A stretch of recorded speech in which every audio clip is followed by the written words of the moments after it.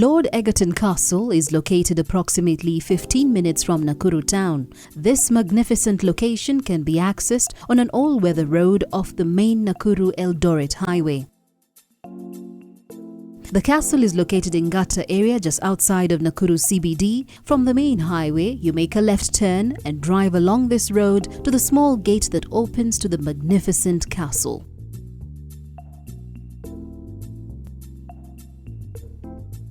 The castle that has graced these grounds for more than 60 years was built by Lord Maurice Egerton of Tatton. Born in 1874 into a royal family of lords, barons of Egerton, Lord Maurice Egerton was the last-born son of Alan de Tatton and Lady Anna Louise Taylor. He had two siblings, William and Cecil Egerton, who died young, leaving him as the sole heir to the family's vast wealth and riches. He worked in the Royal Navy until 1920 when his father died, thereby succeeding him as the fourth Baron of Egerton. He developed a passion for hunting and photography, two activities that prompted him to travel the world and kept him on a trail through continents. He came to Africa through Zimbabwe, ending up in Kenya, where he lived for the rest of his life. While here, he was convinced by Lord Delamere to settle and do agriculture in the country. Maurice then bought more than 20,000 acres from Delamere, cutting across Lake Nakuru, parts of Rongai, Ngata, Molo, and all the way to where Egerton University is today.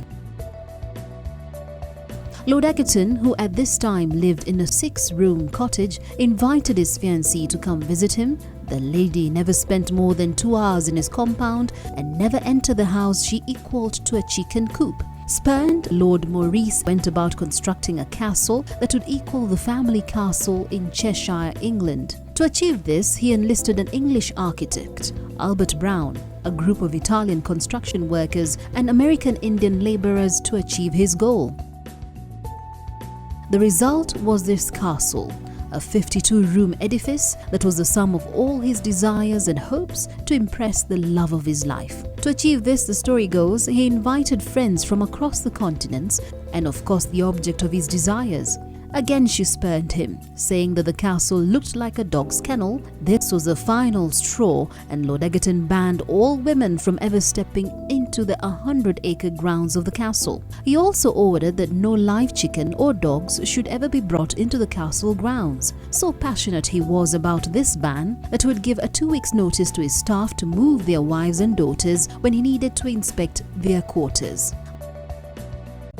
The castle was completed in 1952, and among the items used included sparkly green marbles for fireplaces imported from Italy, and tiles used to decorate the interiors were ferried from China.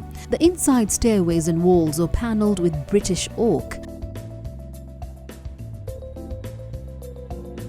This pipe organ, one of the few relics still left desolate in the huge ballroom, was made by Davis & Sons, complete with the Egerton family crest, and since Lord Egerton couldn't play a piano, he flew in a pianist from London 3 times a year to entertain him.